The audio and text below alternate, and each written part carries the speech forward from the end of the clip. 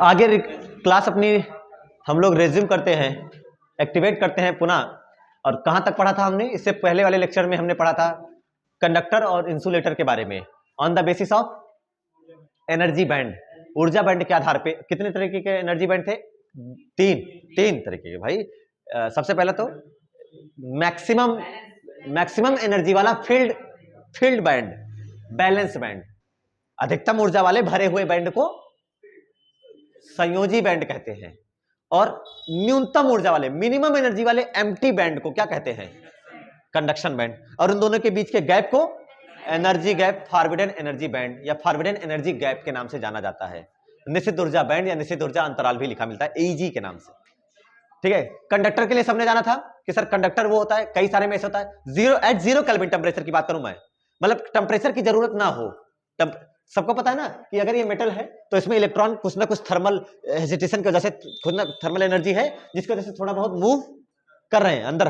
Kinetic theory है, kinetic theory आप gases पढ़ाई जाती है तुम लोगों को, E = 3/2 kT वगैरह। तो कुछ ना कुछ टेम्परेचर होता है तो पार्टिकल मूव कर रहे होते हैं, तो अभी भी कर रहे हैं। लेकिन अगर मैं 0 केल्विन टेम्परेचर ले आऊं, परम शून्य ताप जिसे आप कहते हैं, एब्सोल्यूट टेम्परेचर, है ना, अगर मैं 0 केल्विन पे लेकर आऊं, तब भी अगर मैं बात करूंगा ना तो भी ये हाल होता है। क्या होता है?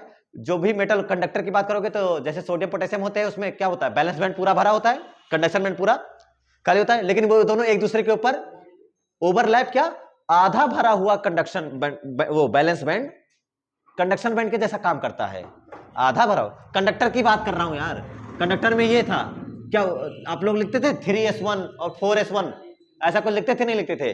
तो ध्यान से देखो, ये आपका असल में बैलेंस बैंड था, लेकिन ये बैलेंस बैंड आधा खाली है, तो यही किसका काम कर गया? कंडक्शन बैंड का। Eg हो गया 0, क्योंकि इसमें आधी, यहां पर इलेक्ट्रॉन है, ये जगह खाली है, इसी में चल जाएगा। इंसुलेटर में क्या बात है? और इसके लिए Eg कितना आएगा? 0। अच्छा, कंडक्टर में एक और कंडक्टर होता है, सोडियम और मैग्नीशियम और कैल्शियम टाइप वाले, जिनके लास्ट वाले पूरा भरे होते हैं, तो उसमें ये पूरा भरा होता है, लेकिन जो कंडक्शन बैंड होता है वो इसके ऊपर ओवरलैप होता है, वो कुछ ऐसे होता है। देखो, ये होता है नहीं होता है? तो ये पूरा आपका बैलेंस बैंड था और ये आपका क्या था? Conduction band. और देखो अभी भी Eg क्या है? 0। लेकिन अगर ये वो इंसुलेटर होता तो तब Eg की वैल्यू क्या होती? अगर ये अचालक होता इंसुलेटर, तब Eg की वैल्यू क्या 3 इलेक्ट्रॉन वोल्ट से ज्यादा हो जाती है, 5 इलेक्ट्रॉन। हीरे के लिए 6 इलेक्ट्रॉन वोल्ट होती है, for diamond it is 6 electron volt Eg की वैल्यू। तो वो हो गया, और उसमें दोनों के बीच में गैप रहता है, बैलेंस बैंड पूरा भरा और कंडक्शन बैंड पूरा खाली। लेकिन बात करते हैं सेमीकंडक्टर पे, तो एट 0 केल्विन टेम्परेचर पे अगर मैं बात करूं, ठीक है, सेमीकंडक्टर को लेकर के अगर बात करी जाए, तो सेमीकंडक्टर जो है, जिसे आप हिंदी में बोलते हैं अर्धचालक, ठीक है, वही पढ़ना था।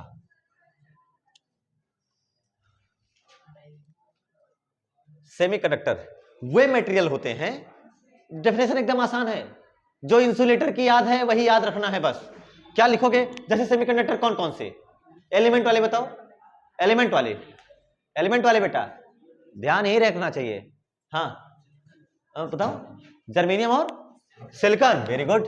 तो जैसे सिलिकॉन हो गया इसका 14 और जर्मेनियम ये 32, है ना? अरे 14 में 18 जोड़ो 32 यार, वही तो आएगा, उसके जस्ट नीचे वाला जर्मेनियम हो गया, सिलिकॉन हो गया। सिलिकॉन का एटॉमिक इलेक्ट्रॉनिक कॉन्फ़िगरेशन कर दो, सिलिकॉन का 1s2 2s2 2p6 3s2 हो गया 3p2।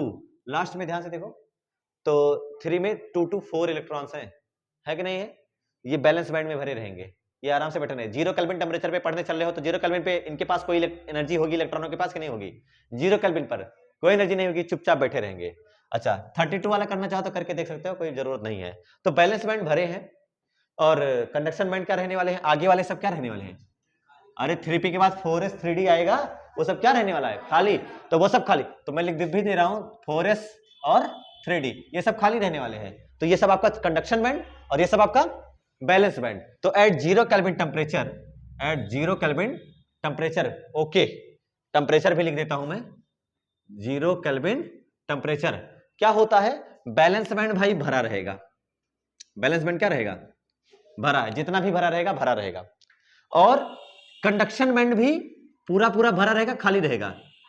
कंडक्शन बैंड अगर भरा रहने लग जाएगा तो फिर जरूरत ही क्या थी, जरूरत ही क्या थी। ये आपका बैलेंस बैंड, ये आपका कंडक्शन बैंड है ना, चालन बैंड, और ये बीच का क्या, इसको क्या कहा जाता है, एनर्जी गैप, ऊर्जा अंतराल। इसकी वैल्यू अगर ये इंसुलेटर होता है तो 3 इलेक्ट्रॉन वोल्ट से ज्यादा लिखा जाता है, लेकिन अगर ये सेमीकंडक्टर है तो हम कम कर देंगे, 3 इलेक्ट्रॉन वोल्ट से कम कर देंगे और ये सेमीकंडक्टर में आ जाएगा, अर्धचालक में आ जाएगा। समझ में आया ना, ये किस में आ जाएगा, अर्धचालक में आ जाएगा, सेमीकंडक्टर में आ जाएगा। तो सेमीकंडक्टर की डेफिनेशन अगर मुझे देनी हो तो कैसे बताएंगे भाई, सेमीकंडक्टर वो है जो क्या बोलते हैं, जिनके बैलेंस बैंड पूरे पूरे भरे हो और कंडक्शन बैंड पूरे पूरे खाली हो, लेकिन जो बीच का एनर्जी गैप है, ऊर्जा अंतराल है, उसका मान 3 इलेक्ट्रॉन वोल्ट से कम होना चाहिए। ये बात आपको ध्यान में रखना पड़ेगा, ठीक है।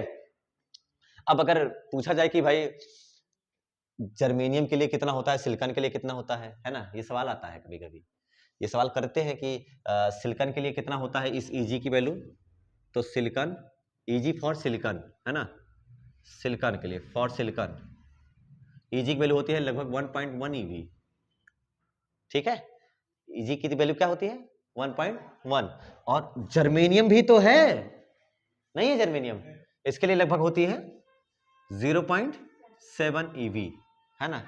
और आप लोगों ने वो लिखा था ना कंपाउंड वाला, गैलियम आर्सेनिक वाला, तो 1.41 वगैरह करके होता है, बट आप छोड़िए उसको, है ना, वो नहीं करते। हमें, हमारे लिए यही दोनों इंपॉर्टेंट है, और ये वो सबसे पहला डेटा है जो मैं आपको याद करने के लिए कहूंगा कि आप इसको याद करके आगे बढ़िएगा, ये यहीं पर याद हो जाना चाहिए। सिलिकॉन है, सिलिकॉन तो 11, सिलिकॉन तो 11 और जर्मेनियम तो 7, ठीक है। जर्मेनियम होगा तो 7 0.7 और सिलिकॉन होगा तो 1.1। 7 eV ना लिखाना, क्या पढ़ रहा है जा रहा है यहाँ पर, 3 इलेक्ट्रॉन वोल्ट से कम, नहीं तो 7 eV, silicon for sorry germanium for 7, तो 7 eV लिख के चले आओ, गलत हो जाएगा, वो तो इंसुलेटर में भाग जाएगा तुरंत। ये था आपका सेमीकंडक्टर के बारे में, ठीक है, जिसे आप बोलते हैं, क्या बोलते हैं, अर्धचालक।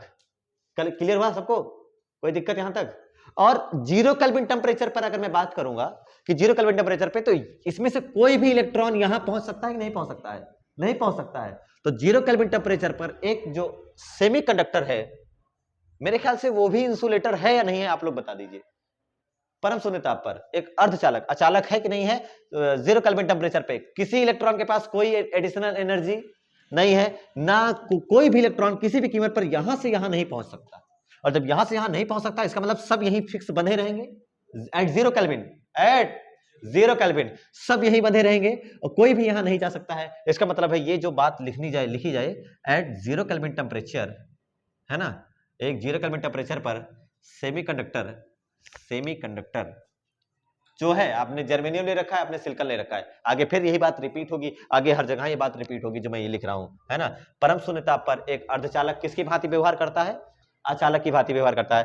Eight 0 kelvin temperature semiconductor behaves, कैसे बिहेव करता है, बिहेव्स एज इंसुलेटर, है ना, और एक बढ़िया अच्छा खासा इंसुलेटर के जैसा बिहेव करता है बेटा, इंसुलेटर। अब बात आती है अर्धचालक के प्रकार, टाइप्स ऑफ सेमीकंडक्टर के। सेमीकंडक्टर कितने तरीके का हमें देखने को मिलता है, कितने प्रकार का हम जानते हैं। तो सबसे पहला शुरुआत करते हैं आज, है ना। सेमीकंडक्टर में नंबर 1 है आपका इंट्रिंसिक सेमीकंडक्टर और दूसरा है एक्सट्रिंसिक सेमीकंडक्टर। नेज अर्धचालक और बाह्य अर्धचालक, मतलब शुद्ध और अशुद्ध वाले। कौन कौन से, शुद्ध और अशुद्ध वाले। आपको क्या लगता है कौन ज्यादा अच्छा होता होगा, शुद्ध वाला कि अशुद्ध वाला, अशुद्ध वाला। भाई नाम क्या है, इंट्रिंसिक और एक्सट्रिंसिक। तो इंट्रिंसिक का मतलब होता है अच्छा शुद्ध अर्धचालक, है ना, नेज अर्धचालक, और एक्सट्रिंसिक का मतलब होता है बाह्य अर्धचालक, ठीक है। तो अशुद्ध वाला। अब बताइए आप कौन, क्या अच्छा लगता है, क्या आपके हिसाब से कौन अच्छा होता है, शुद्ध वाला, लेकिन अशुद्ध वाला अच्छा आएगा। मैं तुम लोगों ने जो बताया था भाई, मेरे पढ़ाने पे पड़ेगा तो पहले आंसर बता देगा तो मैं मानूंगा थोड़ी। तो टॉपिक का नाम लिखिए, types of semiconductor. Number 1 intrinsic, number 2 extrinsic, एक नेज अर्धचालक, निज लिख लो, पता नहीं क्या लिखते होंगे हिंदी में, है ना, शुद्ध लिख लेना, ठीक है। नेज, हाँ नेज, नेज अपना अपना होता होगा, नेज मतलब होता है शुद्ध, नेज, हाँ नेज अर्धचालक। नंबर 1 नेज और नंबर 2 बाह्य। Types of semiconductor, types of semiconductor. Number 1 कितना, कौन सा होता है? Intrinsic semiconductor. नंबर 2 आपने बताया एक्सट्रिंसिक सेमीकंडक्टर। अब मैं इसको तुरंत एक बहुत ही रफ डेफिनेशन बता देता हूं ताकि दिमाग में बात बैठ जाए हमेशा के लिए। इंट्रिंसिक मतलब अंदर से, जो जैसा है वैसा ही रहने वाला। एक्सट्रिंसिक मतलब बाहर से, दूसरे को देख करके दिखावटी मिलान करना, ठीक है? दूसरे को जैसा सामने दिखा कि भाई ये ऐसा है तो ला उसी के जैसा अपने आप को मिला ले, दिखावटी करने वाला, बाहर वाला, ठीक है? तो इसमें बाहर से सेमीकंडक्टर में कुछ ना कुछ मिलावटी रहता है, इसमें कोई भी मिलावट नहीं होती है, खुद का होता है जो होता है, रियल ऑथेंटिक। तो इंट्रिंसिक सेमीकंडक्टर होता है विदाउट एनी, इसमें कुछ ना कुछ मिलाओगे, कुछ ना कुछ इंप्योरिटी ऐड करोगे, अशुद्धि मिलाओगे, इसमें कुछ भी मिलाओगे कि नहीं मिलाओगे? इसमें कुछ भी नहीं मिलाया जाएगा। तो जब इसमें कुछ भी नहीं मिलाया जाएगा तो इसे कहा जाएगा प्योर सेमीकंडक्टर। क्या कहा जाएगा? Pure semiconductor. तो इसीलिए इसको दूसरा आप लोग कहते हैं शुद्ध अर्धचालक, ठीक है? क्या कहलाता है? शुद्ध अर्धचालक, प्योर सेमीकंडक्टर के नाम से इसे जानेंगे। और इसमें कौन कौन से रहेंगे हमारे? जो जमीन से खोद के मिला, जमीन से मिला हमको क्या मिला? जर्मेनियम मिला, सिलिकॉन मिला, तो इसलिए उसको कहा जाता है। अब आगे जानते हैं कौन सा वर्ड यूज करते हैं? Pure silicon and pure germanium word use किया जाता है इसके लिए। शुद्ध क्या यूज करते हैं? शुद्ध सिलिकॉन और शुद्ध जर्मेनियम यूज करा जाता है। डेफिनेशन कोई पूछे इंट्रिंसिक सेमीकंडक्टर किसे कहते हैं भाई? इंट्रिंसिक सेमीकंडक्टर नेज अर्धचालक किसे कहते हैं? प्रकृति से प्राप्त, नेचर में जो मिलता है हमें, है ना, नेचर से जो हमें मिलता है एकदम शुद्ध वाला, जिसमें कोई मिलावट नहीं होता है। A semiconductor without any impurities is known as intrinsic semiconductor. But the conductor semiconductor with added with impurities, जिसमें अशुद्धियां भर भर के मिली हो, जिसमें अशुद्धियां मिलाई गई हो, उसे कहा जाएगा एक्सट्रिंसिक सेमीकंडक्टर। अशुद्ध, अशुद्ध नहीं बोलेंगे हम लोग, बाह्य अर्धचालक हिंदी में बोला जाएगा। याद हो क्या दोनों बातें? दोनों बातें अभी से क्लियर हैं? यहां पर एक्सटर्नल कुछ ना कुछ एडिंग करी जाती है, इंप्योरिटीज ऐड करी जाती हैं, यहां कोई इंप्योरिटी ऐड नहीं करी जाती है। और उसका एग्जांपल है प्योर सिलिकॉन और प्योर जर्मेनियम। इसी के बारे में हमें पढ़ना है आगे, ठीक है? तो चलिए देखते हैं आगे इसके कि ये जो सेमीकंडक्टर है। अच्छा, मेरा पहला सवाल था, हम लोग यहां एनर्जी लेवल पढ़ रहे हैं या एनर्जी बैंड? यहां क्या पढ़ा जा रहा है? एनर्जी, एनर्जी लेवल कहां पढ़ते थे? एटम में। इससे पहले क्या होता है? गधा कह रहा है इससे पहले वाले में ये क्या था? एटम में। एटम में क्या पढ़ा जाता है? Energy level. और ये एटम है या कुछ और है? क्या चीज है? सॉलिड। क्या चीज है? तो जो चीज एटम में एनर्जी लेवल के रूप में जानी जाती थी, सॉलिड में आने के बाद उस चीज को हम जानते हैं एनर्जी बैंड के नाम से जानते हैं, है कि नहीं है? तो अब हम एटम से किस पर आ चुके हैं भाई? सॉलिड में। अब सॉलिड जो सॉलिड होता है उसका जो फिगर होता है, डायमेंशंस, ज्योमेट्रिकल शेप कैसा होता है? 1D 2D 3D 3D। अरे 3D तो होता है, यानी उसमें सारे एटम आप लोग देखोगे, डायमंड की हो सकता है कभी ना कभी स्ट्रक्चर देखा होगा, 3D होती है ना, पिरामिडल जैसा बनती चली जाती है, पता नहीं कैसे, बड़े बहुत ही समझना बड़ी कॉम्प्लेक्स स्ट्रक्चर होती है, बहुत ही जटिल संरचना होती है ना? ग्रेफाइट का देखा होगा, लेयर बाय लेयर ऐसे होती है कि नहीं है? देखा होगा। तो ये सारी चीजें, या फिर आपने C60 देखा होगा, फुलरीन का देखा होगा स्ट्रक्चर। तुम कुछ जानते ही नहीं हो, सब फुटबॉल टाइप की स्ट्रक्चर है ना, कार्बन 60 वाली। तो वो सारी जो चीजें हैं वो सब उनकी जो शेप है कैसा है? 3D है। ऐसे ही यहां सेमीकंडक्टर में भी होता है, क्योंकि ये सॉलिड है, सब बगल बगल जुड़े हैं एक दूसरे से, मेटेलिक बॉन्ड वगैरह जो भी इसके अंदर बॉन्ड प्रेजेंट है, कोवैलेंट बॉन्ड, उनसे आपस में क्या है? सब बंधे हैं। उसको दिखाने का तरीका यह है, जैसे मान लो मैं जर्मेनियम वाले को ही रखता हूं, जर्मेनियम या सिलिकॉन। सिलिकॉन पकड़ो, सिलिकॉन के आउटर मोस्ट सेल में कितने इलेक्ट्रॉन हैं? 2 8 4, यही तो है। अरे यही तो होता है। सबसे बाद अभी आपने 3:3p2 किया था नहीं किया था? तो 4 होता है, यानी ये आसपास 4 कोवैलेंट कार्बन वाले फैमिली जैसे है ना, कार्बन वाली फैमिली से है नहीं है कि नहीं है? कार्बन वाली फैमिली से ही है। तो जिसमें ये जो आप है कार्बन, बताओ केटायन बनाता है कि एनायन? मतलब केटायन की एनायन? एनायन। कार्बन पॉजिटिव बनाता है निगेटिव? कुछ नहीं बनाता है। कार्बन तो कोवैलेंट बॉन्ड बनाता है ना, इलेक्ट्रॉन पेयर की क्या करते हो? साझेदारी करता है। है कि नहीं है? वो तो आपने पढ़ा होगा क्लास 10th वाली केमिस्ट्री में, कि अगर चारों के चारों त्याग देता है, रिलीज कर देता है कि नहीं है, तो उसके ऊपर बहुत हैवी पॉजिटिव चार्ज आ जाएगा और कम ही इलेक्ट्रॉन बचेंगे, 2 ही इलेक्ट्रॉन बचेंगे, उनको खींच के धकेल ले जाएगा।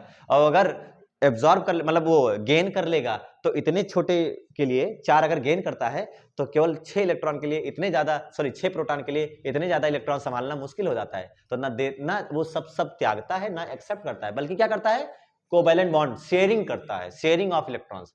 तो इलेक्ट्रॉनों की साझेदारी करता है। ये लोग भी क्या करते हैं भाई, बगल बगल वालों से, एक सिलिकॉन दूसरे सिलिकॉन से साझेदारी करके क्या बनाया हुआ है, कोवैलेंट बॉन्ड बना के रखता है। और वो कैसे बनाया जाता है, वो इस हिसाब से, ध्यान से देखिए, पहला सिलिकॉन है ना, ये सिलिकॉन एटम हो गया, इस सिलिकॉन एटम के पास कितने इलेक्ट्रॉन है, 4 है ना। ये देखो इसके बगल क्या होगा, दूसरा सिलिकॉन एटम होगा, और ये भी कितने इलेक्ट्रॉन बना के रखा है, 4। ये बगल है ना, ये सब 4, और ऐसे बहुत सारे हैं बेटा, है ना। सब तरफ अगर जोड़ने लग जाएंगे तो बनेंगे ऐसे सब, लेकिन मैं आपको समय के अभाव की वजह से केवल शॉर्ट दिखा रहा हूं बस। ये देखो कितने इलेक्ट्रॉन है अंदर। केमिस्ट्री में एक डंडा खींच दो तो वो एक कोवैलेंट बॉन्ड को दिखाता है, इसमें कितने डंडा खींचना पड़ता है, इसमें ब्रिज ही बनाना पड़ता है, 2, है ना। और 2 ब्रिज मतलब ये 2 कोवैलेंट बॉन्ड, एक कोवैलेंट बॉन्ड है जिसमें कितने इलेक्ट्रॉन पैक हैं, 2। ऐसे ही इससे अपने सराउंडिंग है ना, सराउंडिंग में जो है उनके साथ ऐसे कोवैलेंट बॉन्ड बना के ये एक क्रिस्टल बना के रखते हैं 3D में। ठीक है, एनसीईआरटी में डायग्राम देखना, बहुत जबरदस्त बना हुआ है, ये ऐसे पूरा आगे बढ़ता हुआ आगे दिखाया गया है। ठीक है, 3D में तो वो दिखाया गया है। ये समझ में आ रहा है पूरा। ये बगल वाले और बगल वाले से जुड़े होंगे, ये सब आसपास वालों से जुड़े होंगे। तो एट 0 केल्विन टेम्परेचर अगर आपसे बात करी जाएगी तो 0 केल्विन टेम्परेचर पे आप बिल्कुल कहेंगे सर कि सारे के सारे जितने भी इलेक्ट्रॉन हैं वो कोवैलेंट बॉन्ड में एकदम अच्छे से बंधे हुए हैं एट 0 केल्विन टेम्परेचर। कोई भी यहां से फ्री होकर यहां नहीं आ पाएगा, कोई भी यहां से फ्री होकर यहां नहीं आएगा, क्योंकि सब बंधे हुए हैं। सब कोवैलेंट बॉन्ड में क्या हुए हैं, यहां और यहां दोनों क्या हुए हैं, बंधे हुए हैं। कोई भी आ जाए 0 केल्विन टेम्परेचर पे कोई एनर्जी ही नहीं रहेगी, कोई इलेक्ट्रॉन फ्री टू मूव नहीं होगा कि वो कंडक्शन बैंड में आए, चालन बैंड में आए और चल सके। यानी कोई भी इलेक्ट्रॉन यहां नहीं आ सकता बेटा, है ना। किस टेम्परेचर पे, 0 केल्विन टेम्परेचर पे। तो इसमें कोई भी कंडक्टिविटी वगैरह नहीं होती है। तो अगला टॉपिक यही आता है कि भाई आप 0 केल्विन टेम्परेचर पे बार बार ये क्यों बता देते हैं कि एक सेमीकंडक्टर इंसुलेटर होता है। क्योंकि इंसुलेटर हम लोग कुछ भी पढ़ने चल रहे हैं, हमारा उद्देश्य है सेमीकंडक्टर को किसके रूप में यूज करना भाई, सेमीकंडक्टर को क्या बना लेना, इंसुलेटर बनाओगे। कह रहा सेमीकंडक्टर को सर इंसुलेटर बनाने आए हैं। सेमीकंडक्टर जो थोड़ा सा सेमी है ना, उस सेमी को हटाने आए हैं हम लोग, और ज्यादा से ज्यादा उसके कंडक्टिविटी यूज करने के लिए। सबको पता है इसकी कितनी होती है कंडक्टिविटी, 10⁻³ से कितनी होती है, 10⁻⁴ तक इसकी जो कंडक्टिविटी 10⁻³ से -4 तक जाती है कि नहीं, कम ही होती है एट कंपेरिजन टू किसके, कंडक्टर के। कंडक्टर कितनी होती है, -6 से -8 रेजिस्टिविटी और 10⁻⁶ से 10⁻8 कंडक्टिविटी, चालकता ये इतनी ज्यादा होती है। तो इसको हम कहीं ना कहीं वही बनाना चाहते हैं। तो अगले टॉपिक का नाम लिखो इसमें, ये तो इंट्रोडक्शन हो गया, कुछ नहीं थी, 2 लाइन की बातें, है ना। क्या लिखेंगे, इलेक्ट्रिक कंडक्टिविटी, है ना, इलेक्ट्रिक कंडक्टिविटी इन इंट्रिंसिक सेमीकंडक्टर, निज अर्धचालकों में विद्युत का चालन, निज अर्धचालकों में विद्युत का चालन, निज अर्धचालकों में विद्युत का चालन।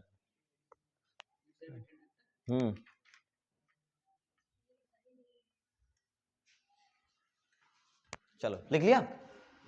चलो देखो इसमें चालन कब कब होता है, डायग्राम क्लियर है सबको, डायग्राम क्लियर है। आप बनाना चाहते हो तो आप क्या करना, यहां भी एक सिलिकॉन लगाना, यहां भी एक लगाना, यहां भी एक लगाना, यहां भी एक लगाना और बना के दिखाना, और बाकी बगल ऐसे बनाते रहना। मैंने 2D वाला दिखाया है, 3D वाले में टाइम भी लगेगा और बनेगा भी नहीं, इसलिए नहीं बनाया गया। ठीक है, ये हो गया।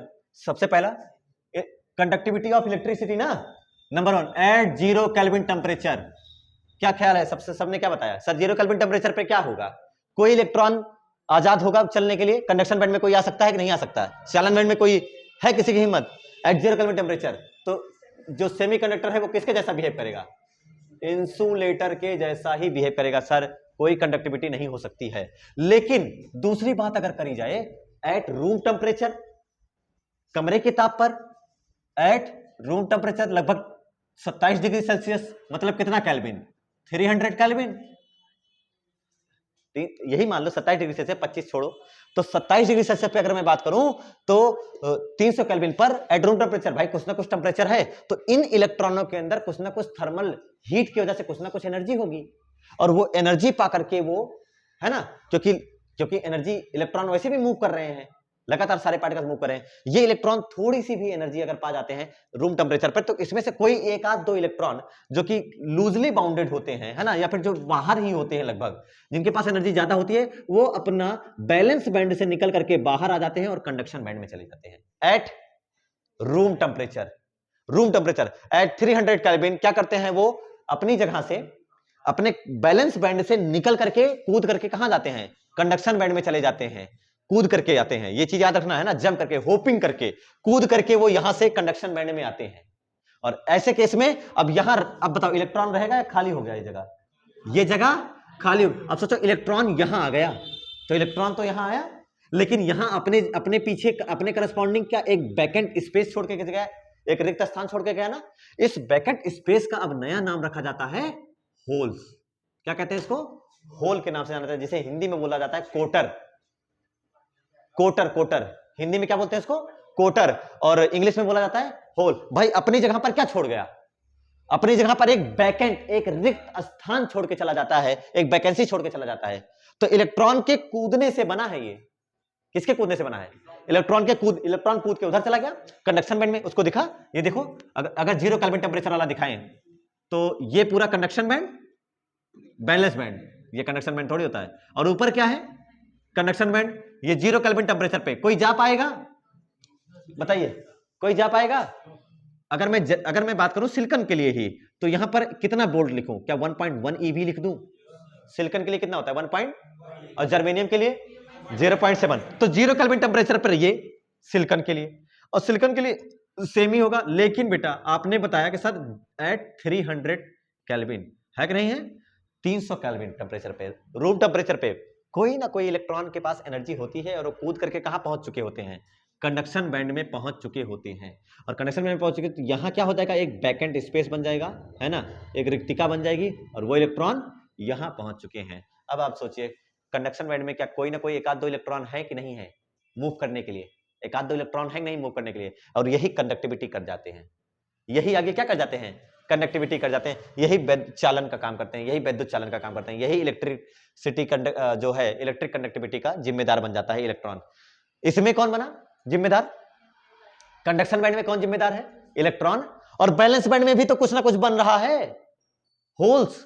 भाई इलेक्ट्रॉन की कमी क्या दर्शाता है, पॉजिटिव चार्ज ना, इलेक्ट्रॉन की कमी मतलब इलेक्ट्रॉन गायब हो गया यहां से, सोचिए इलेक्ट्रॉन यहां से गायब हो गया, तो आपको क्या, किसकी मतलब क्या महसूस होगा यहां पर, कि पक्की बात है यहां कौन होगा, पॉजिटिव चार्ज, कोई तो पॉजिटिव, भाई इलेक्ट्रॉन चला जाएगा, इलेक्ट्रॉन वैसे तो नेगेटिव होता है, तो जब इलेक्ट्रॉन कहीं से गायब हो जाएगा तो आपको पॉजिटिव ही तो लगेगा, तो यहां पर असल में होल कैसा चार्ज हो गया, फिर नेगेटिव या पॉजिटिव, इलेक्ट्रॉन के जाने पर पॉजिटिव, तो होल एक्ट ऐसे करता है कि जैसे वो उसके ऊपर पॉजिटिव चार्ज है, लेकिन उसके ऊपर कोई चार्ज नहीं होता है, ये बात याद रखिएगा।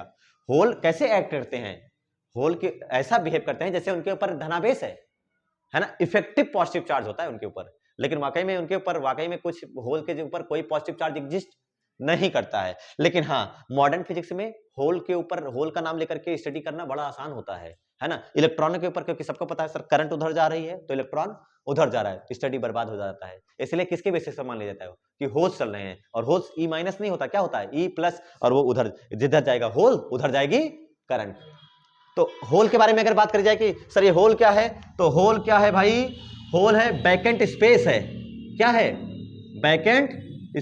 वैकेंट स्पेस है, जो कि फॉर्म हुई है कैसे, form by hopping of electrons, इलेक्ट्रॉनों के कूदने से, संयोजी बैंड से चालन बैंड में इलेक्ट्रॉनों के कूदने से बने हुए रिक्त स्थान को कहा जाता है होल के नाम से जाना। होल है vacant space form by hopping of electrons from कहां से कहां, valence band to conduction band, valence band से कंडक्शन बैंड में कूद करके इलेक्ट्रॉनों के जाने से जो बनता है, जो वैकेंट स्पेस बनती है, उसे बोला जाता है होल के नाम से जाना जाता है, होल्स कहते हैं। ठीक है, कैसा एक्ट करता है होल्स, होल्स कैसा एक्ट कर रहा है, पॉजिटिव चार्ज के जैसा। दूसरी बात अगर मैं लिखूं तो इट, होल्स के बारे में भाई, इलेक्ट्रॉन के बारे में तुम लोगों को सब पता है भाई, किसने खोजा था? जे टॉमसन। अब मुझे लगा मेरा नाम बताओगे। तुम लोग बेटा मेरे से प्यार नहीं करते। हाँ थैंक यू बेटा। चलिए अब इसके बारे में बात करें, होल्स के बारे में। अगर सिंबल कहीं लिखा होगा तो एच से लिखा जाएगा। होल के लिए कौन सा सिंबल यूज करेंगे हम लोग? एच यूज करेंगे। ये कैसे एक्ट करता है? Act as positive charge. Positive charge ये कैसे एक्ट करते हैं भाई? धनावेश के जैसा एक्ट करते हैं, लेकिन वाकई में इनके ऊपर कोई पॉजिटिव चार्ज नहीं होता। Although it they has no positive charge, no any positive charge. Magnitude की बात करोगे तो इनके ऊपर कोई चार्ज होता ही नहीं है, बट हाँ इलेक्ट्रॉन के जस्ट अपोजिट जैसा चार्ज माना जाता है। ठीक है, और इसको स्टडी करके आसान, मतलब इनको मान करके स्टडी करना आसान होता है। तो ये देखो बैलेंस बैंड में ये एग्जिस्ट करते हैं, है ना, इनकी एग्जिस्टेंस होती है बैलेंस बैंड में बेटा, और कंडक्शन बैंड में केवल इलेक्ट्रॉन। बस हो गया, ये था आपका कंडक्टिविटी इसमें कैसे होती है। अब इसको बताने के लिए कुछ बातें बताई जाती हैं, वो सुनिए। होल क्लियर हो गया सबको? अरे होल क्लियर हुआ कि नहीं क्लियर हुआ? तो होल क्या है? रिक्त स्थान, जिसे कोटर कहते हैं। कोटर किसे कहते हैं भाई? इलेक्ट्रॉनों के संयोजी बैंड से चालन बैंड में कूदने के उपरांत उनके संगत बने हुए रिक्त स्थानों को क्या कहते हैं? कोटर के नाम से जाना जाता है। इलेक्ट्रॉन जब संयोजी बैंड से कूद करके चालन बैंड में जाता है, इसीलिए यहां पर वर्ड यूज किया गया है होपिंग। ट्रांसफर नहीं लिखा है ना, मूवमेंट नहीं लिखा है, कूदने को लिखा गया है। धड़ाक से कूद, धीरे धीरे जाएगा तो पता ही नहीं चलेगा, धड़ाक से अचानक पहुंचा, वो चीज कहलाता है कूदने से। ये कूदना वर्ड याद रखना तुम लोग बस। ये हो गया सिलिकॉन के लिए, देख लो। अब ये इधर क्या है? ये कंडक्टर है कि इंसुलेटर है? कंडक्टर, इंसुलेटर, सेमीकंडक्टर है, तो ये सेमीकंडक्टर, ये भी क्या है? सेमीकंडक्टर। बट यहां पर ये कंप्लीटली क्या कहलाएगा? इंसुलेटर। और क्या यहां थोड़ा बहुत तो कंडक्शन कर जाएगा? नहीं कर जाएगा? थोड़ा बहुत तो कंडक्शन करेगा, लेकिन फिर भी ये कंडक्टिविटी बहुत कम होती है। फिर भी ये कंडक्टिविटी बहुत कम होती है। अभी हम आगे बताएंगे, जब एक्सटेंसिव पढ़ाने लग जाएंगे तो बताएंगे वो कंडक्टिविटी कितनी होती है, लेकिन फिर भी बहुत कम है, इसलिए हमें इससे संतुष्ट नहीं होता है। तो उसी के बारे में हम लोग पढ़ने की कोशिश करते हैं भाई क्या क्या होता है। ठीक है, देखो इलेक्ट्रॉन कूद करके यहां आया है, तो ये डायग्राम भी बनेगा, ये दोनों बातें भी बनेंगी। ठीक है, एट 300 केल्विन क्या लिखेंगे आप? सेमीकंडक्टर की कंडक्टिविटी, सेमीकंडक्टर की जो है कंडक्टिविटी क्या होती है? बढ़ती है कि घटती है? बताइए भाई, कंडक्टिविटी क्या रेजिस्टेंस घटता है? सेमीकंडक्टर का रेजिस्टेंस टेंपरेचर बढ़ाने पर घटता है। अरे अल्फा पॉजिटिव आता है निगेटिव, इसके लिए नेगेटिव, तभी तो घटता है। तो सेमीकंडक्टर की कंडक्टिविटी अ लिटिल इंक्रीजेस, बहुत थोड़ी सी बढ़ जाती है। अ लिटिल इंक्रीजेस, बहुत थोड़ी सी बढ़ जाती है एट 300 केल्विन। ठीक है, ये हो गया इनको लेकर के बात। अब इसमें जो जो बातें और हैं वो सुनिए, आपको सुनने में अच्छा भी लगेगा। मेरा एक सवाल है, क्या जितने इलेक्ट्रॉन बाहर आएंगे, जितने इलेक्ट्रॉन, क्या उतने ही होल्स बनेंगे या उससे ज्यादा? उतने ही ना, यानी नंबर ऑफ, अगर मैं बात करूं इसमें तो कहोगे sir number of electron is equal to number of holes. सही है क्या? Number of electron is equal to number of holes. जितने इलेक्ट्रॉन है उतने ही क्या है? Number of holes. और ये सब है क्या चीज? क्या इलेक्ट्रॉन ही चार्ज कैरियर है? इलेक्ट्रॉन ही चार्ज कैरियर, आवेश वाहक कौन है? कहां पर? कहां पर? कंडक्शन बैंड में या बैलेंस बैंड में? Electron conduction band. क्या चालन बैंड में इलेक्ट्रॉन है और बैलेंस बैंड में कौन है? होल्स। अब आप कहेंगे सर ये कैसे, ये समझाइए। तो ध्यान से देखो, ये वैकेंट स्पेस आई कि नहीं आई? ये वैकेंट स्पेस आई कि नहीं आई? इसको समझने के लिए कि सर अब होल कैसे चल रहा है, तो होल को चलने दिखाने के लिए ये इलेक्ट्रॉन देखा कि अरे यहां जगह खाली हो गई, तो इलेक्ट्रॉन कूद करके यहां आ जाएगा और होल कहां पहुंच जाएगा? ऊपर। तो ध्यान से देखो, इलेक्ट्रॉन ऐसे चल रहा है और होल्स ऊपर को जा रहे हैं। तो इलेक्ट्रॉन तो मान लो ऐसे जा रहा है ये, और होल्स कहां जा रहे हैं? ऊपर, अपोजिट। तो होल्स पॉजिटिव चार्ज, इलेक्ट्रॉन के अपोजिट कौन जाता है? करंट। इलेक्ट्रॉन के अपोजिट कौन जाता है? करंट। पॉजिटिव चार्ज, भाई इलेक्ट्रॉन नेगेटिव है तो पक्की बात है पॉजिटिव उधर भाग रहा है, देखो होल्स उधर भाग रहा है, इसलिए holes act as positive charge although they has no any charge. उनके पास कोई चार्ज नहीं होता है। कोई पूछे होल पॉजिटिव होता है? नहीं, प्रभावी रूप से पॉजिटिव होता है, इफेक्टिव रूप से पॉजिटिव मान लेते हैं, लेकिन पॉजिटिव चार्ज कुछ एग्जिस्ट नहीं करता उसके ऊपर, नहीं तो तुम लोग कोई उल्लू बना के चलाएगा। ये सब है क्या चीज? ध्यान से देखो, क्या ये किसी कंडक्टर के, सेमीकंडक्टर के, किसी अर्धचालक के क्या अपने आंतरिक आवेशवाहक है? इंट्रिंसिक चार्ज कैरियर है नहीं है? बताइए, इंट्रिंसिक चार्ज कैरियर है, आंतरिक आवेशवाहक है नहीं है? इसी को लिखा जाता है इक्वल टू NI से, इंट्रिंसिक चार्ज कंसंट्रेशन। नेज आवेश वाहक सांद्रता के नाम से जाना जाता है Ni को, इंट्रिंसिक चार्ज कंसंट्रेशन, ठीक है, आंतरिक आवेश वाहक सांद्रता के नाम से इसे जाना जाता है, ठीक है, ये चीज हो गया, इंट्रिंसिक चार्ज कैरियर कंसंट्रेशन के नाम से जाना जाता है। और एट रूम टेम्परेचर, ठीक है, एट रूम टेम्परेचर पहली बात यह है कि Ne बराबर NH बराबर Ni होता है। टेम्परेचर बढ़ाओगे तो इनकी कंडक्टिविटी थोड़ी बहुत बढ़ती है, समझ में ना, इनकी कंडक्टिविटी क्या होती है, थोड़ी बहुत बढ़ेगी। अरे भाई टेम्परेचर 0 पे कुछ नहीं था और थोड़ा बहुत टेम्परेचर बढ़ाया तो कंडक्टिविटी अ लिटिल इंक्रीज हुई नहीं हुई, थोड़ी बहुत इंक्रीज होती है। तो और वो इंक्रीज किसकी मदद से होगी, किसकी वजह से होगी, जरूर सी बात है कि या तो Ne NH ये सब इंक्रीज, जितना ये होगा उतना ये होगा, है कि नहीं, दोनों बराबर होगा। और वही बराबर किसके लिखा जाता है, Ni के। Ni समझ में आया क्या है Ni? Ni क्या चीज है Ni?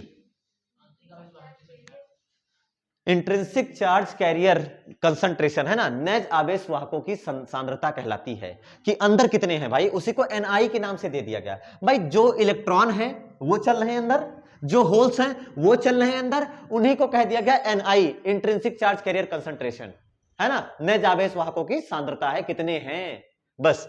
तो अगर बात करा जाएगा एट नॉर्मली रूम टेम्परेचर की बात करते हैं ना, रूम टेम्परेचर की बात करते हैं, 0 केल्विन पे तो भाई कोई बात ही नहीं करी जाती, बट रूम टेम्परेचर पे बात करोगे तो Ni की जो वैल्यू होती है फॉर सिलिकॉन, सिलिकॉन के लिए बता दें, Ni फॉर सिलिकॉन, ऐसे लिखता हूं मैं अलग, फॉर सिलिकॉन Ni जो होता है बेटा 1.5 इंटू 10⁻16 पर मीटर क्यूब होता है, ठीक है। और अगर मैं जर्मेनियम की बात कर दूं, जर्मेनियम, तो उसके लिए जो Ni होता है वो 2.5 इंटू 10⁻19 पर मीटर क्यूब। आप बताइए कौन ज्यादा अच्छा सेमीकंडक्टर बनेगा, सिलिकॉन का या जर्मेनियम का, कौन ज्यादा अच्छा बने, सिलिकॉन का कि जर्मेनियम का? जर्मेनियम वाला, क्योंकि उसमें कुछ ना कुछ इलेक्ट्रॉन सिलिकॉन के कंपैरिजन में ज्यादा है कि नहीं है, यहां से मैं समझ आता है। इसीलिए तो अब कोई बताए कि हाँ सर हमें समझ में आया क्यों जर्मेनियम के लिए Eg की वैल्यू कितनी रहती थी, जर्मेनियम के लिए Eg की वैल्यू 0.7 और सिलिकॉन के लिए, क्या ये डिफरेंस समझ में आ रहा है वहां से कि हाँ भाई कुछ तो बात रही होगी जिसकी वजह से 0.7 इसके लिए 0.7 लिखा गया, ये हो गया। और अगर टेम्परेचर बढ़ाओगे तो टेम्परेचर और बढ़ाओगे तो क्या ये और चीज और बढ़ेगा या नहीं बढ़ेगा, टेम्परेचर बढ़ाओगे तो ये और बढ़ेगा, और बढ़ाओगे तो ये वैल्यू भी थोड़ा थोड़ा और बढ़ती जाती है, समझ में आया ना। 10 डिग्री सेल्सियस से अगर ज्यादा टेम्परेचर बढ़ा देते हैं ना तो ये जस्ट डबल होने लग जाता है, ये बात ध्यान रखिएगा। अगर हम टेम्परेचर और बढ़ाएंगे तो बढ़ेगा, अगर मैं 10 डिग्री सेल्सियस बढ़ा दिया टेम्परेचर ना तो ये क्या हो जाता है, इसका जस्ट डबल हो जाता है, और इसके आगे बढ़ाते जाओ, 10 डिग्री सेल्सियस आगे बढ़ाते जाओ, 1-2 डिग्री सेल्सियस बढ़ाने पर थोड़ा थोड़ा बढ़ता है, लेकिन 10 डिग्री सेल्सियस पहुंच गए ना, 11 बढ़ाए तो डबल, 12 बढ़ाए तो और डबल, 13 बढ़ाए तो और डबल, ये वाला सिलसिला शुरू होने लग जाता है, समझ में ना। हाँ 2 दूनी 4 दूनी 8 चलने लग जाएगा 10 डिग्री सेल्सियस के बाद, लेकिन 10 डिग्री तक कोई दिक्कत नहीं होती है, बहुत नॉर्मली धीरे धीरे ग्रेजुअली इंक्रीज होता है। ये हो गया इसके बारे में। तीसरी बात भाई ये सुनिए ध्यान से, अब जो चीज आपको दिख रही है इतनी देर से वो चीज ध्यान से देखिए। सबसे पहला जो सवाल था कि यहां पर जो सिलिकॉन था, यहां पर देखो शुरू में तो कोई दिक्कत नहीं थी, कोई इलेक्ट्रॉन नहीं है ना, ये देखिए कोई इलेक्ट्रॉन कंडक्शन बैंड में कहीं भी खाली जगह पर कोई इलेक्ट्रॉन नहीं है ना, तो उसके करस्पॉन्डिंग कोई होल है या नहीं है, नहीं है। जब ये इलेक्ट्रॉन थर्मल एनर्जी पा करके कूद करके बाहर आया तो अपने करस्पॉन्डिंग अपने संगत एक होल बना के चला गया, और यहां क्या आ गया, इलेक्ट्रॉन। इसको देख करके तुरंत बगल वाले ने सोचा, बगल वाले ने क्या सोचा कि भाई मैं जाकर के उस रिक्तिका को, उस फिल इन द ब्लैंक्स है ना, वो क्या करता है, ब्लैंक्स को क्या कर देता है, भरने का काम करता है, इलेक्ट्रॉन कूद करके यहां आता है। तो अगर ध्यान से देखो तो क्या यहां जगह बन गई, ये जगह इसको पसंद नहीं है तो ये वाला आकर के इसको भर दिया। अगर आप ध्यान से देखो तो क्या इलेक्ट्रॉन और होल में क्या रिकॉम्बिनेशन, पुनर्संयोजन हो रहा है कि नहीं हो रहा है? जो कभी इलेक्ट्रॉन था क्या वो कभी होल भी बना कि नहीं बना, और जो कभी होल था वो बाद में क्या बना, इलेक्ट्रॉन। तो क्या इलेक्ट्रॉन और होल में क्या रिकॉम्बिनेशन होता रहता है कि नहीं होता रहता है? Eight normal temperature, at room temperature क्या होता रहता है, इलेक्ट्रॉन और होल में रिकॉम्बिनेशन, पुनर्संयोजन होता रहता है, जिसकी वजह से Ni की वैल्यू बदलती रहती है, कांस्टेंट रहती है। Ni की वैल्यू कांस्टेंट रहती है, बदलती रहती है। भाई सुनिए ध्यान से, एक होल था और एक क्या था, एक इलेक्ट्रॉन था, एक होल था और एक इलेक्ट्रॉन था, ऊपर से एक इलेक्ट्रॉन आया और इसको भर दिया, तो इलेक्ट्रॉन तो अभी भी वही है, लेकिन होल कहां पहुंच गया? ऊपर। तो इससे मतलब मुझे समझ में आ रहा है सीधे सीधे कि एट रूम टेम्परेचर, नियत ताप पर, है ना, एक फिक्स टेम्परेचर पे जितना इलेक्ट्रॉन है उतना ही होल रहने वाला है। तो जब Ne नहीं बदलेगा तो NH भी नहीं बदलेगा, और जब ये सब नहीं बदलेगा तो Ni कहां से बदलेगा? Ni बदलेगा, कांस्टेंट रहेगा, कांस्टेंट रहेगा। यानी due to combination of hole and electrons, है ना, ड्यू टू रिकॉम्बिनेशन, पुनर्संयोजन होता रहता है, ड्यू टू रिकॉम्बिनेशन। चाहता तो मैं डायरेक्ट लिख देता, है ना, कि Ni कांस्टेंट रहता है, तो मैं due to recombination of electron holes Ni remains constant. Ni क्या रहता है? कांस्टेंट रहता है, इसमें कोई चेंज नहीं आता है। ठीक है, ये चीज याद रखिएगा, ये आगे मैं हर जगह बताऊंगा, ये बात मैं आगे हर जगह रिपीट करूंगा, इस चीज को ध्यान रखिएगा, ये लाइन तुम्हारे लिए इंपॉर्टेंट है बेटा। बाकी ये नहीं थी, ये थी, ये थी, पहली थी, तीसरी थी। चलिए चौथी बात करते हैं हम लोग, हम सीधे बात करते हैं मोबिलिटी को लेकर के, कौन तेज चल रहा है, कौन धीमा चल रहा है ना। मिटाते इधर वाला डायग्राम, क्योंकि ये डायग्राम बड़ी देर से परेशान कर रहा है भाई, मुझे कोई लिखने नहीं दिया, शुद्ध से पढ़ाने नहीं दिया मेरे को। सब लोग मोबिलिटी का फार्मूला याद करिए इतनी देर में। गतिशीलता, चैप्टर 3, करंट इलेक्ट्रिसिटी, इतना हिंट दे दिया। गतिशीलता नहीं याद आ रहा, mu equals to VD upon, very good. Mobility of electrons, mobility of charge carriers, आवेश वाहकों की सांद्रता। एन क्या है? इलेक्ट्रॉनों की संख्या है, प्रति एकांक आयतन में इलेक्ट्रॉनों की संख्या। NH क्या है?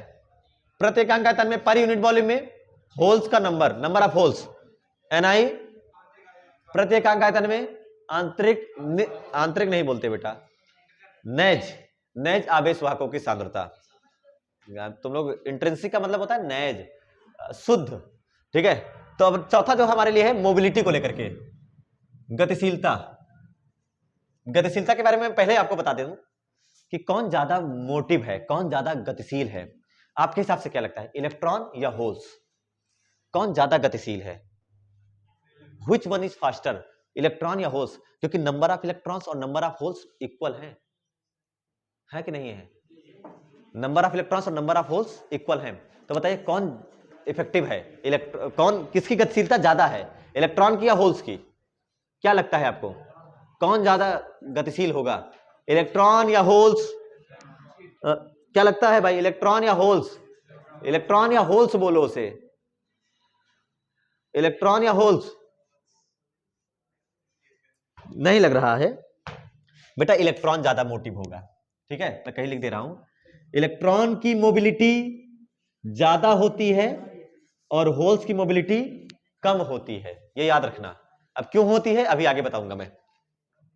मोबिलिटी का फार्मूला आपने बताया sir, mu is equal to VD upon E, but यहां मुझे तो ये एन वगैरह तो मुझे दिखा ही नहीं, कहीं दिखा क्या? कहीं पर नहीं दिखा ना। और सब कुछ खेल है कंडक्टिविटी का, सिग्मा भी नहीं दिख रहा है, तो मुझे इसमें सिग्मा लाना है, मुझे इसमें क्या लाना है, सिग्मा लाना है, मुझे इसमें एन लाना है। तो हम क्या करें भाई, क्या करा जाए, इस फार्मूले को तोड़ा जाए। अब क्या लिख सकते हैं हम लोग, आई, सबको पता ना, I is equal to N E A V D, ऐसा कुछ लिखा जाता है नहीं लिखा जाता है? फार्मूले देखो तो, क्या यहां वीडी का टर्म दिख रहा है नहीं दिख रहा है?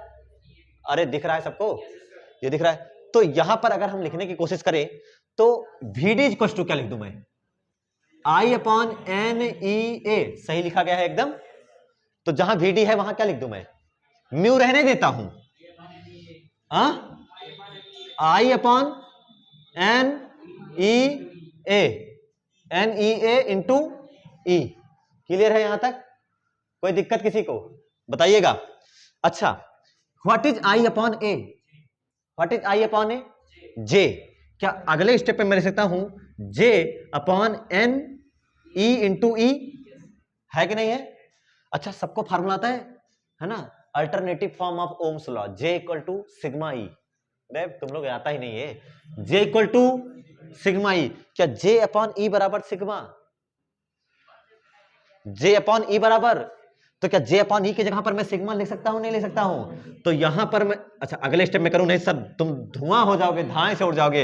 ई कहां से आया, sigma upon N E, sigma upon, तो यहां से सिग्मा बराबर क्या हो जाएगा, म्यू, म्यू बाद में लिखूंगा, एन ई म्यू, क्या लिखा गया, एन ई म्यू। तो मोबिलिटी मतलब मोबिलिटी दिमाग में याद रखिएगा, कंडक्टिविटी, चालकता, और चालकता बताने का तरीका क्या है, एन ई म्यू। ये फार्मूला आपके लिए इंपॉर्टेंट है, मैं इसी फार्मूला के बिहाफ पर बताने वाला हूं आपको, ठीक है। सिग्मा चालकता ही तो है, कंडक्टिविटी ही तो है ना। सिग्मा क्या है आपका, कंडक्टिविटी। अब मेरा एक सवाल जो है कि सर अब हम जो इसको लिखने चल रहे हैं मोबिलिटी पढ़ने से पहले, जो करंट होगा वो किसकी वजह से होगा, इलेक्ट्रॉन की वजह से या होल्स की वजह से या दोनों की वजह से, करंट सोच के बताइएगा, करंट किसकी वजह से होगा, इलेक्ट्रॉन की वजह से, होल की वजह से या दोनों की वजह से। अबे सोचो सब लोग तो बताओ ना, अब तो कोई एक थोड़ी बताएगा। करंट किसकी वजह से होगी, इलेक्ट्रॉन की वजह से, होल की वजह से, दोनों की वजह से, दोनों की वजह से। क्यों, क्योंकि सर इलेक्ट्रॉन तो मान लो डायग्राम के हिसाब से ऐसे समझो, इलेक्ट्रॉन कहां भाग रहा था, क्या नीचे भाग रहा था, बट उसके करस्पॉन्डिंग होल कहां जा रहा था, ऊपर। Holes act as positive charge, धनावेश के जैसा एक्ट करते हैं, और इलेक्ट्रॉन सारे कहां भागते हैं, नीचे। तो इलेक्ट्रॉन के अपोजिट किसकी धारा जाएगी, इलेक्ट्रॉन की, और जिधर जाएगा होल्स उधर जाएगी होल्स की करंट। यानी जो करंट होती है, नेट करंट, अगर लिखी जाए मोबिलिटी, हट में मोबिलिटी परेशान करने आई है, अगर मैं करंट के बारे में लिखूं आई नेट, तो आई नेट चौथा वही, चौथा इसी को मान लेता हूं मैं। आई नेट क्या लिखा जाएगा बेटा, I due to electron plus I due to holes, ये लिखा जाएगा, ये हो जाएगा net current, I due to electron plus I due to holes, electron और होल्स के दोनों के द्वारा, है ना। ये हो गया आपका चौथा। अब बात आती है कंडक्टिविटी की वजह से। कंडक्टिविटी फार्मूला मिल गया सबको, मिला कि नहीं मिला, कौन सा है फार्मूला, एन ई म्यू, या म्यू एन ई या एन ई म्यू, जो आप याद रख पाइए वो रखते हैं हम लोग, ठीक है। तो हम लोग जो सिग्मा लिखेंगे बेटा, अब समझो, चौथा वो हो गया, पांचवा पॉइंट लिखता हूं मैं, ठीक है।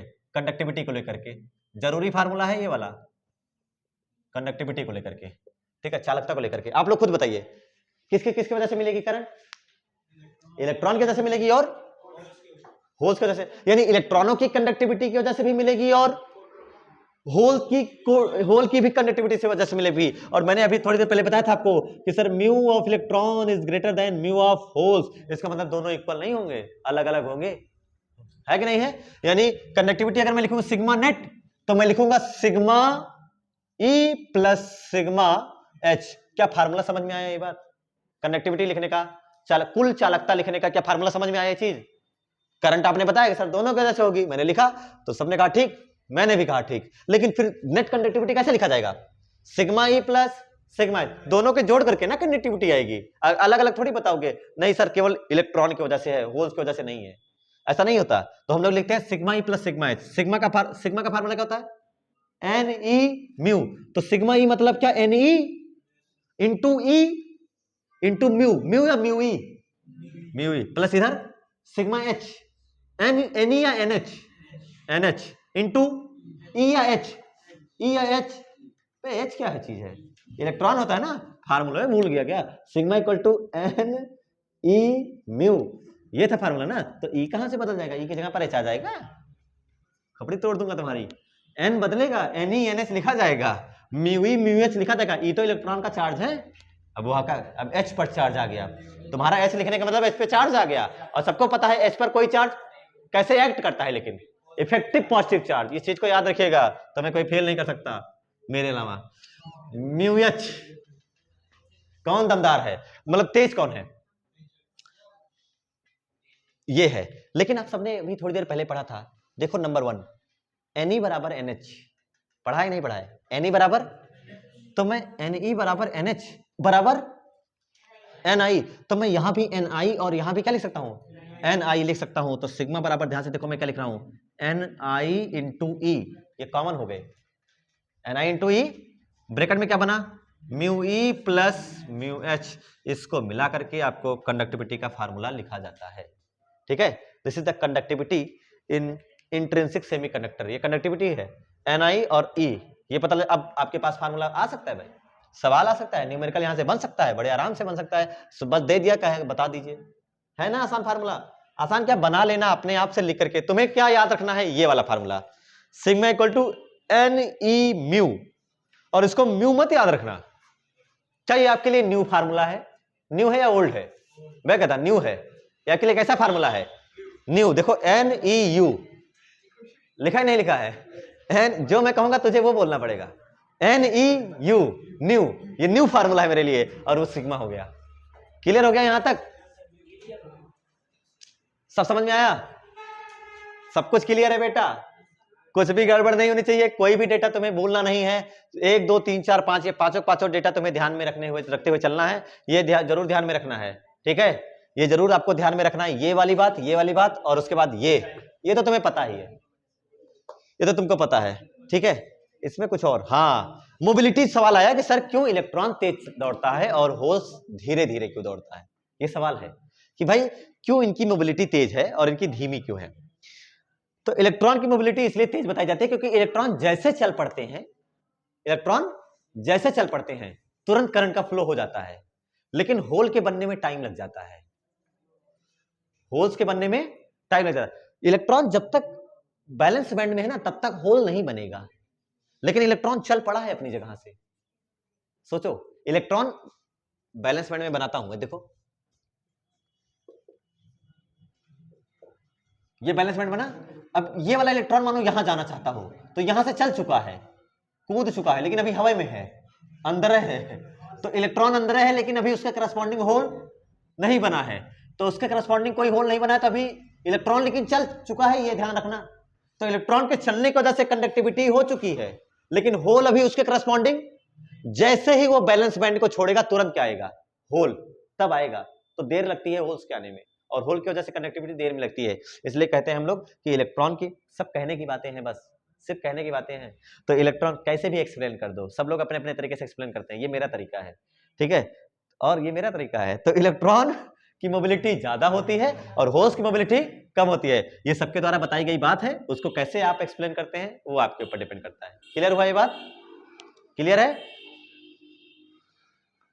आज के लिए इतना ही। नोट्स बनाते रहिए, रिवीजन करते रहिए। धन्यवाद।